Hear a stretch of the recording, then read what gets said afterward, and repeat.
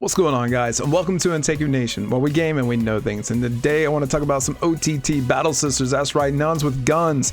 I hope that you like drawing cards, standing your rear guards, maybe swinging some crits, being able to PG deny them with Tom, and do all kinds of other sorts of crazy shenanigans. But before we begin, guys, please hit that like button if you like this video, smash that subscribe button, and click the bell so that you can be notified each and every time that I upload a brand new video. Hey guys, one big announcement I want to make is that I am doing a giveaway of the all-new Cardfight Vanguard Overdressed trial decks. I will be giving away a bundle of all 5 trial decks to 2 lucky winners, and to the grand prize winner a booster box. All you need to do to enter is be a sub to the channel. Alright guys, so here we are with Battle Sisters OTT. Now you're going to look at this deck, and if you're familiar with OTT and you're familiar with Vanguard, you're going to look at my grade 3 lineup and you're going to be like, hey, he's not playing Fromage. And the reason why is because I don't have Fromage. But before we get into all that, let's just go ahead and start from the beginning, guys. I'm going to go over this tutorial as though you are new to Vanguard and you've never seen Vanguard ever before and you're new to the game and trying to get into it for the very first time. So if you're interested in Oracle Think Tank, guys, your very first starter for this deck, in my opinion and how I'd like to play it, is going to be with a grade 0 Logins Magus. Now her ability states that on rear guard at the end of the turn that this unit boosted, you may draw a card and return it to the deck as a heal trigger. So you would be like, well, why do I want to do that? And that's because you're not going to only have 4, but you'll have 5 heal triggers now at this point. And I like having heals because heals means you stay alive longer and it gives you more, stability and endurance in those long, grueling fights, and gives you ways to come back. So more chance to come back is very, very important in my opinion. Now, looking at our trigger ratio, we are running 4 draw and we're running 5 stands with 4 heals. The stands allow us to stand up our rear guard so we can get in multi attacks, while the draw triggers allow us to keep filtering through our deck and get the key pieces that we need. Now let's look at this real quick. The grade 1, we are running Battle Sister Taffy, so front row during your turn on rear guard. If your Vanguard is a Battle Sister, this unit gets power plus 3000, automatically making her a 10k attacker. I do run 3 of them, although I'm seriously considering tacking in another to go 4 to get rid of Lemonade and make her just a 1 of, because Lemonade works, but we'll get into that in a second. But she's not as necessary, whereas the Battle Sister Taffy could be, more efficient in being able to get in attacks and also boosters. So the reason why I run 2 Lemonade right now is because when she is placed on rear guard, you may Soul Blast 2 to countercharge 2. So basically, you Soul Blast 2, you unflip that spent damage, and she combos in with Parfait, our main grade 3 of choice. So we also run 2 Coco. Now you could run more, I only have 2, but 2 actually seems to do me fine, as she is a 6k grade 1, and that the 6k feels kind of bad, just like the Lemonade feels kind of bad because it's only 5k. So her ability is that on Vanguard or rear guard, when placed, you may look at the top card of your deck and then decide if you want to put it on the top or bottom. Otherwise, if the card that you reveal is a Battle Sister Chocolate, aka your PG, which if you can see the art, you can see her right there in the back, you could add the PG to your hand. There's been plenty of times that this effect goes off, I catch the PG, I add it to my hand, and that feels really good. So there's a little synergy that they actually gave this card, because in the original version of it, it didn't have that. So I'm a huge fan of what they did with this and the synergy between her and Chocolate, which is our PG.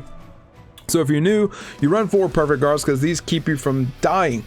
So basically it says that you can have a total of 4 of them in the deck and hand when the Vanguard is hit and activation conditions are met, the perfect guard is activated.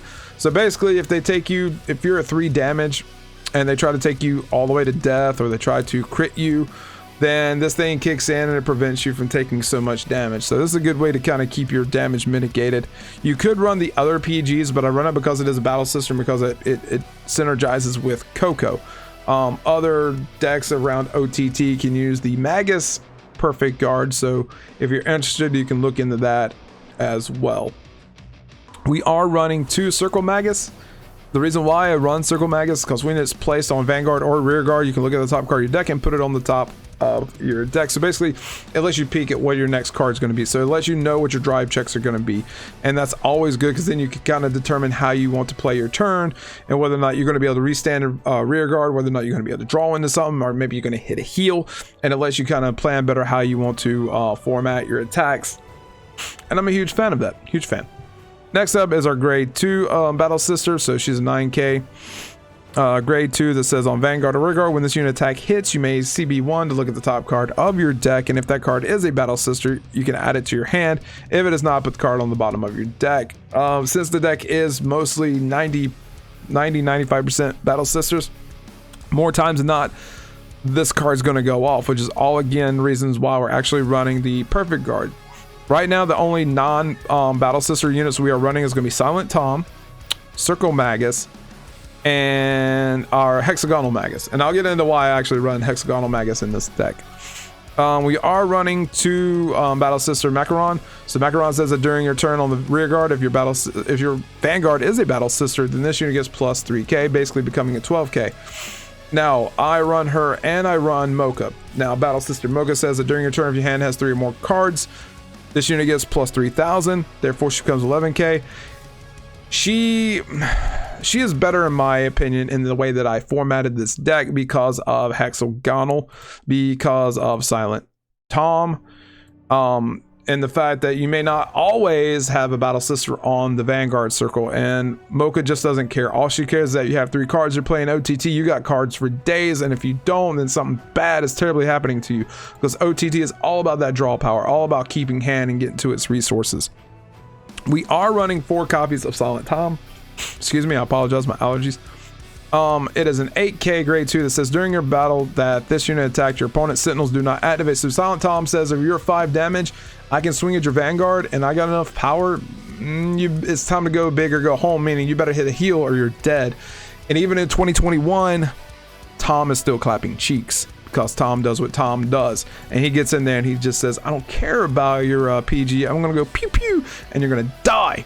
And that's what we like to do. So I run 4 copies. Some people run 3, some people only run 2, but I'm a real big fan of consistency, and running 4 Toms has felt good for me. There's been a very few times I actually have to ride Tom on the Vanguard, and when you do, yeah, it kind of feels bad, but it's just for 1 turn. It's one, and you still got 3 others and you got a lot of draw power, so it shouldn't be too hard to actually get to what you need.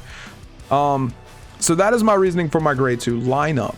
Okay, now let's get into the grade 3s. First of all, we are running the Break Ride, which is Hexagonal Magus. Unfortunately, Battle Sisters do not have a Break Ride of their own, so Hexagonal normally fits into the Magus build for OTT, but in this case, we're going to be running Battle Sisters. But the reason why is because of this. Limit Break 4, meaning you're at 4 damage or more. When rode upon, your Vanguard gets power plus 10,000, and you look at 3 cards from the top of your deck, you add 1 to your hand, and then you dictate the order of the other 2. And also says that during your turn, if your hand has 2 or more cards, she gets plus 3,000. So she's really always a 14k, because it's OTT. Why not? There's more times than not that this ability of being able to Break Ride over her, get the power plus 10,000, I'm able to, get a PG off the top. I'm able to grab a Tom off the top, and then I'm able to manipulate my triggers and how they fall during my drive checks because of how the stacking of the deck works due to her ability, and that just sets you up really, really nicely. I mean, there's sometimes you whiff, sometimes you're just like, oh my god, I'll pick the best card, and then it's just bad because in one match I didn't even get triggers, and that just felt terrible. But it is what it is. It's just the nature of the beast. But in those times though where you can set up the triggers, it feels really good to be able to Break Right over and set yourself up for stands or heals or draws or however your trigger lineup is going to fall, and being able to get in there and do some work. So yeah, huge fan. Our main grade 3 of focus though for the Battle Sister lineup for me right now is Battle Sister Parfait. Fromage would be better. If I had Fromage, I would be running 4 copies of her as my backup, but Parfait is my Vanguard of choice. So Limit Break 4, when this unit attacks, if 2 or more cards are in your hand, it gets plus 3,000 and the following ability until end of turn. That when this unit attack hits a Vanguard, you may draw a card, or it's got another non-limit break ability, and the fact that you can counterblast 2 to draw a card. Now, if you're familiar, this card can net you 3 cards. Like if you've got the counterblast, you can go CB2 draw, and then when it hits, it naturally draws you another card. So you can get 3 cards off of this one thing just for doing what it does naturally. Now this is where I talked about Lemonade, because let's just say you go in, you drop on, you're getting your Parfait going, you draw your cards and you drop Lemonade. Boom, I've just Soul Blast 2 useless cards that have no more use for me the rest of the game, and I unflip the 2 damage, therefore I could draw even more cards. So in one match, and it may be even the one that I'm actually showcasing here, I believe it was, where I was able to use Parfait's ability to CB2, and I dug into a Tom. I was able to actually draw on the Tom, and I was able to drop Tom onto the rear guard, and I was able to beat the Pale Moon player because I was able to get past their PGs and win the match. So like it does things. Like, it's simple because it's not something grandiose in the fact that like, oh, it's getting like all this power and it can restand and it gets crits and it does the craziness. It's just so much simplistic, but it's so powerful in what it does that I can appreciate it, and it's consistent, and that's what I like, it's consistency. We are running Cookie as our backup. Again, I would pick Fromage. Fromage is just so much better. I would even dare say that Fromage is better than Parfait. I just unfortunately do not have Fromage right now, so I am using Cookie. Her ability is Limit Break 4. When this unit attack a Vanguard, it gets power plus 5k. When placed, you may CB2 to draw 2 cards and discard a card from hand.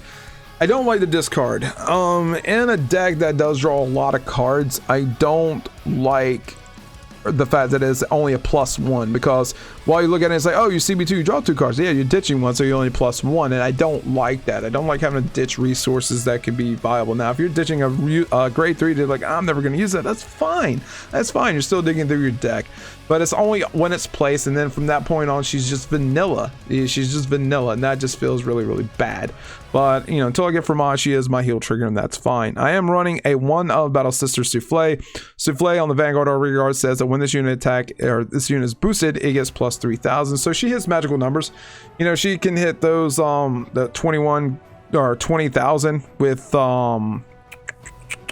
Taffy behind her, or with Magus, Circle Magus behind her. It gets a little iffy when you start having to throw Lemonade behind her. You start throwing like, you know, Coco behind her. That just feels really bad. But, you know, she can hit numbers. She can hit some kind of number, and she can climb over some things. She won't hit that 21k magic number that you would like unless we actually have the 8k vanillas, but they're not Battle Sisters, so you can't afford to even run that. So it feels kind of bad. But, yeah, that is my reasoning behind this deck, guys. There's a lot you can do with this deck. So if you're interested in OTT Battle Sisters, this is a good way to start. You've got other options with Monaka, you got other options with like Fromage and other things of that nature. So there's plenty of ways you can actually build this deck to make it suit your play style. So don't actually live and die by this recipe that I'm giving you. I'm just giving you a recipe that feels fun to me and what works for me right now. And I've had a lot more fun with this deck than I have any other deck right now in the format. That feels kind of weird saying, because there's a lot of powerful decks out there right now. But if you're looking for something off the wall, off the meta, that's like, you know, under the radar, people aren't looking at it, then play some OTT, have a little bit of fun, draw you some cards, restand your rear guards, throw some crits in there, maybe swing crits at their face, draw cards, and be able to snipe past their PG with Tom, because Tom is still clapping cheeks in 2021, guys. I'm telling you what, he puts in work. People might say that, oh, Tom's OP. Tom's not OP. Tom is just Tom. Tom is Tom. And it's the 8k grade too. Like, there's far more sinister cards out there than Tom right now, but he is very powerful in what he does in the right situations. So with all that being said, guys, please, if you would, drop some comments below. Let me know if you like OTT. Let me know if you like this deck recipe. Let me know if, what decks you are playing or not playing. Let me know what you're actually looking forward to going into set 14 next month, as we are only 3 months away from one of the next defining sets of Vanguard 0. And with all that being said, guys, please stay strong, stay healthy, and happy gaming.